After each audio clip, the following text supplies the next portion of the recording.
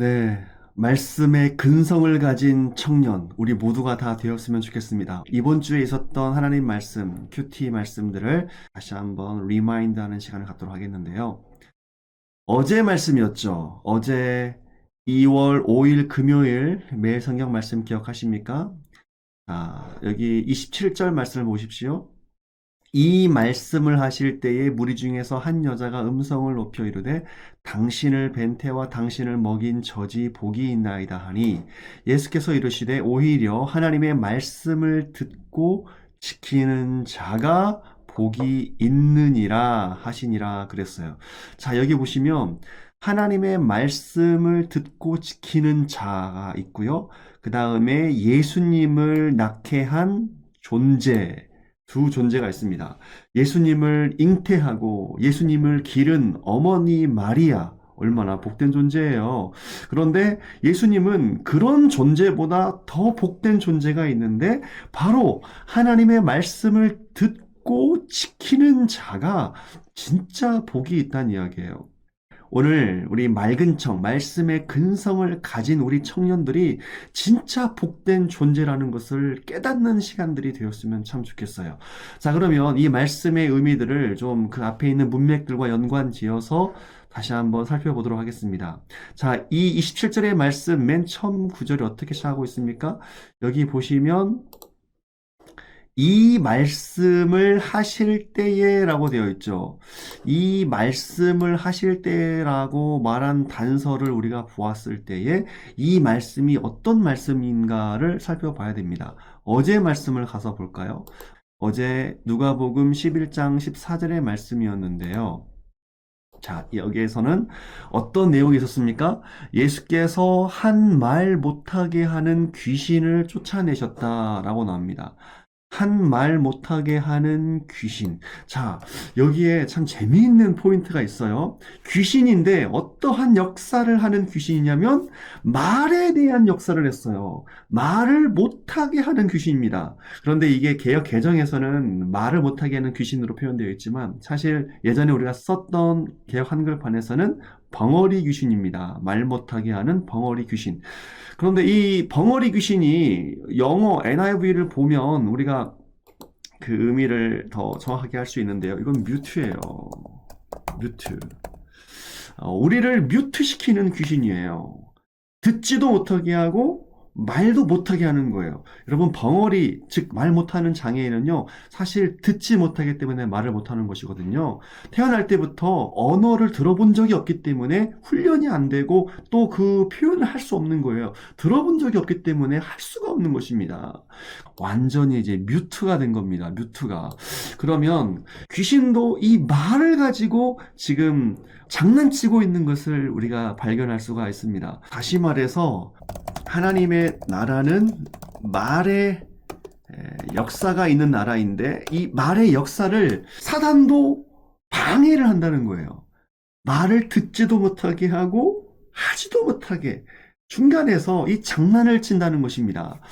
그래서 우리가 이 말에 대한 부분을 가지고 살펴보도록 하겠어요. 어제 하나님의 말씀을 듣고 지키는 자가 복이 있다라고 했는데 역시 이 하나님의 말씀을 듣지 못하게 하는 그러한 역사가 사단의 역사고 우리로 하여금 말씀의 근성을 갖지 못하도록 배후에서 역사하고 있기 때문에 말을 듣고 말에 반응하는 우리의 존재를 생각하고 염두하면서 오늘 말씀들을 같이 보았으면 좋겠습니다.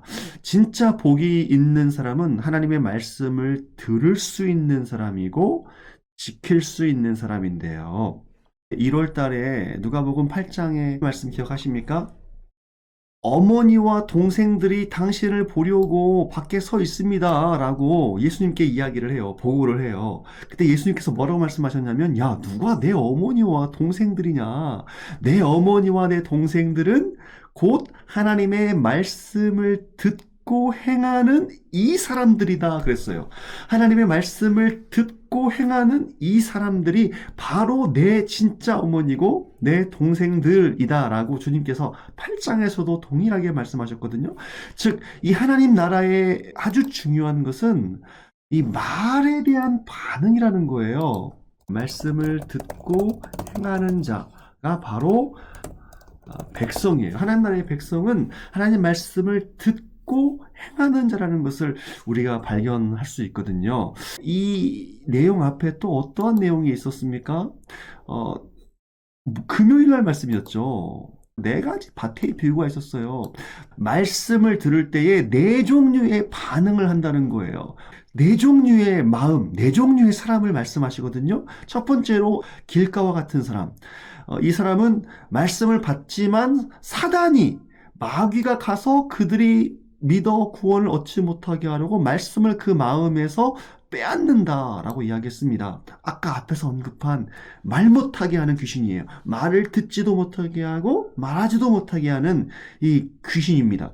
두 번째로 이 바위인데요. 말씀을 듣긴 듣지만 기쁨이 약간은 있지만 뿌리가 없는 거예요. 뿌리가 없어서 잠깐 믿다가 시련을 당할 때 배반을 한다 그랬습니다. 그리고 세 번째 종류는 가시떨기와 같은 밭이죠.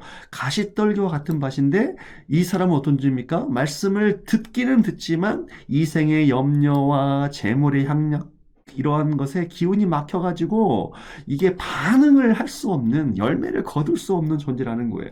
그리고 마지막으로 좋은 땅이 있는데요. 이 좋은 땅은 착하고 좋은 마음으로 말씀을 듣고 지키어 인내로 결실하는 자이다라고 앞에서 8장에서도 이야기를 하고 있는 거예요. 다시 이야기를 해서 하나님 나라의 백성은 특징을 가지고 있는데요. 하나님 말씀을 잘 듣고 행하는 사람입니다. 이게 공식이에요. 하나님 나라의 백성, 진짜 주님의 백성, 구원받은 백성이라면 하나님의 말씀을 들어야 돼요. 그 말씀을 듣고 행하는 사람이어야 돼요. 그래서 이 네 종류의 밭을 말씀하셨고 그 이후에 바로 누가 내 형제요? 누가 내 어머니이냐? 누가 내 동생들이냐라고 주님께서 반문하시면서 진짜 내 어머니와 내 동생은 내 말을 듣고 행하는 사람이다 라고 말씀하셨고 이 누가복음 11장에 있는 말씀도 마찬가지입니다. 누가 진짜 복된 존재냐? 하나님의 말씀을 듣고 지키는 자가 복이 있는 거예요. 그리고 나서 계속되는 요나와 니느웨 사람들. 요나가 하나님의 말씀에 따라서 니느웨에 가서 회개의 복음을 전합니다. 기억하시죠? 회개하라. 하나님의 마음을 전합니다. 그때 이 니느웨 백성들이 회개를 하고 돌아와요. 옷을 찢고 회개를 하거든요. 말씀에 대한 반응을 해요. 그리고 또 스바 여왕이 솔로몬의 지혜를 들으려고 솔로몬에게 찾아와서 그 놀라운 말을 듣고 그가 진짜 감격을 합니다. 자, 그런데 지금 이 악한 세대를 말씀하시면서 예수님께서 어떤 말씀을 하시냐면 요나의 표적밖에는 보일 표적이 없다라고 말씀하시면서 반응을 말씀하셨어요. 요나의 복음을, 요나가 전한 복음을 듣고 니느웨 백성들, 그 진짜 악랄하게 그지없었던 아수르 제국, 니느웨 백성들은 반응을 했다라는 거예요. 회개를 했고 또 이 스바 여왕도 아무런 부족함이 없어 살고 있었던 그 왕 스바 여왕도 이 솔로몬의 지혜로운 말 앞에서 그가 진짜 겸손하게 반응을 했는데 왜 오늘날 이 시대에 우리들은 반응이 없냐 이겁니다. 반응. 왜 반응이 없느라는 거예요. 앞에서 누가복음 8장에서 말한 것처럼 길가의 밭처럼 돌밭처럼 또한 가시떨기밭처럼 하나님 말씀을 들을 때에 진짜 반응을 하지 못하는 그러한 삶을 살고 있느냐라고 우리에게 말씀하고 계신 것입니다. 귀신도 그렇게 역사를 한 거예요. 말을 듣지도 못하게 하고 하지도 못하게 하는 그러한 악랄한 역사를 하고 있는 것이 사단의 역사고 귀신의 역사인데 우리가 진짜 하나님 나라의 백성이라면 하나님 나라의 백성이라면 우리는 반드시 하나님의 음성 앞에 반응을 해야 한다는 거예요. 여러분 반응을 하셔야 돼요. 반응. 말씀이 뿌려질 때에 귀신, 사단이 와서 그 말씀을 가져가는 것이 현실입니다.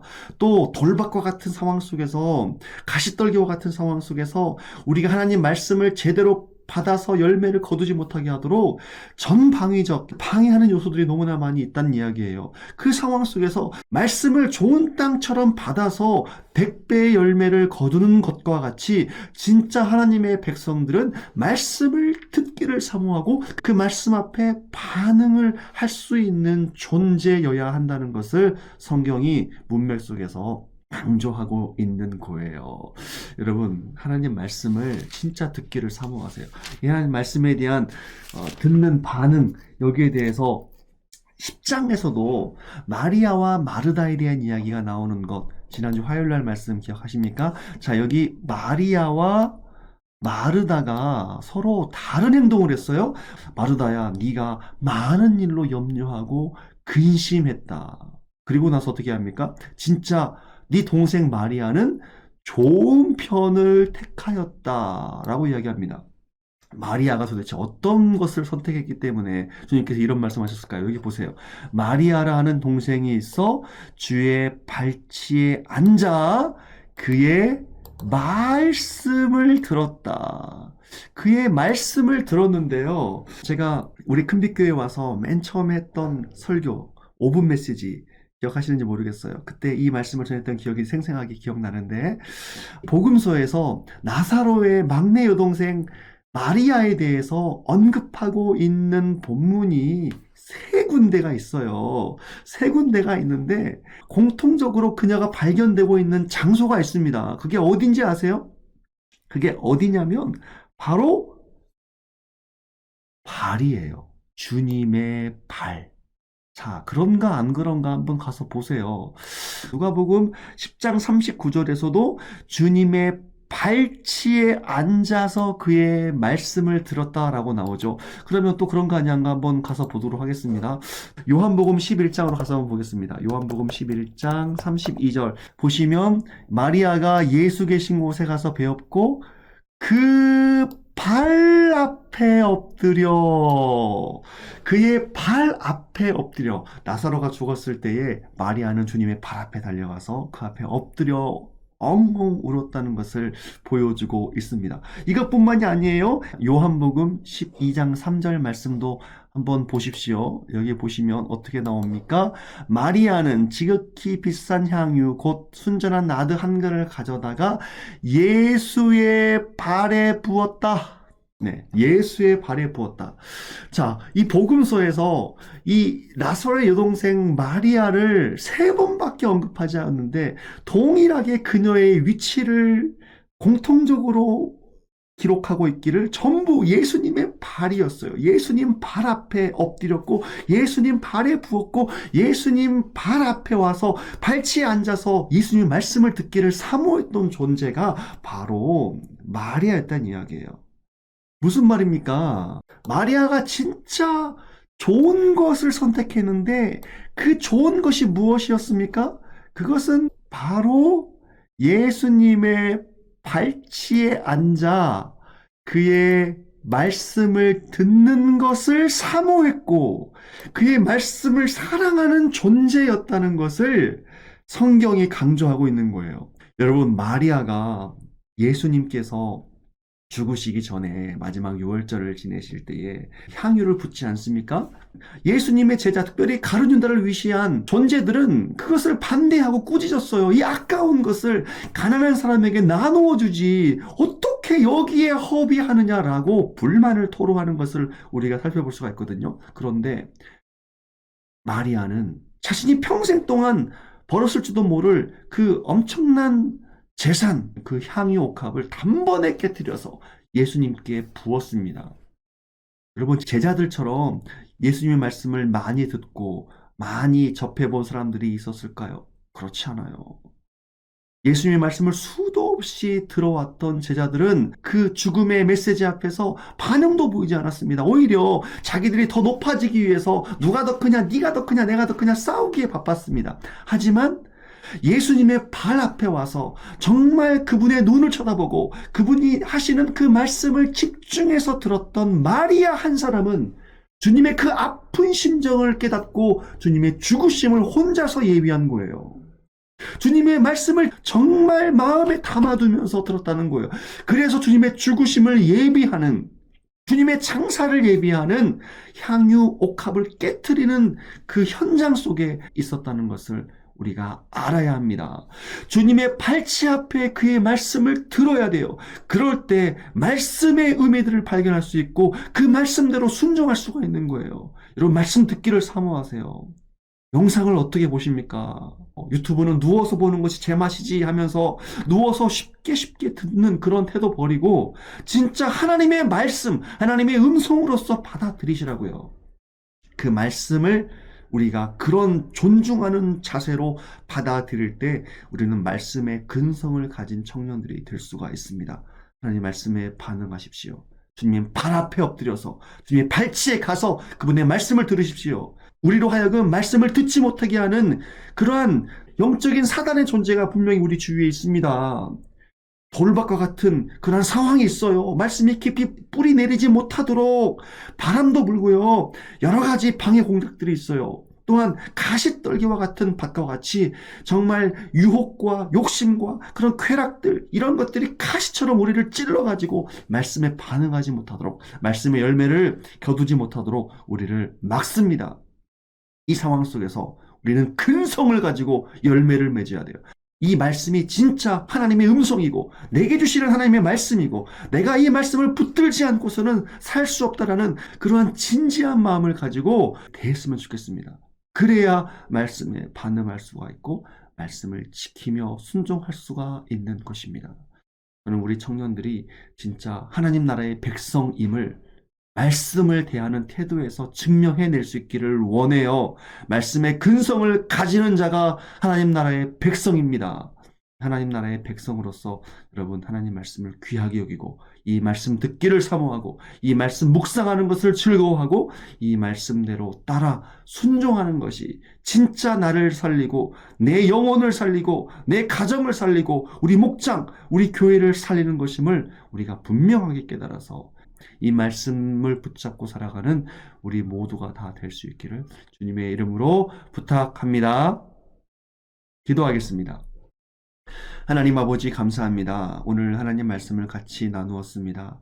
하나님 나라의 백성이라면 반드시 하나님의 음성 앞에 반응할 수 있어야 됨을, 반응해야 됨을 발견하게 되었습니다. 진짜 복된 자들은 하나님의 말씀을 듣고 지키는 자들이고 진짜 주님의 가족은, 주님의 형제들은 주님의 말씀을 듣고 지키는 자임을 깨달았습니다. 하나님 말씀이 떨어질 때에 그 말씀을 빼앗기지 않게 하시고 그 말씀을 잘 받아들여서 100배의 열매를 거두는 우리 모두 다 될 수 있도록 인도하여 주옵소서. 말씀을 듣기만 하고 그 말씀을 지켜 행하지 않는 그러한 잘못된 그리스도인들이 많이 있는 이 시대에 우리 모두는 하나님의 말씀 앞에 진솔하게 반응하며 그 말씀대로 살아가는 순종을 주 앞에 보여드릴 수 있도록 인도하여 주옵소서. 예수님의 이름으로 기도드립니다.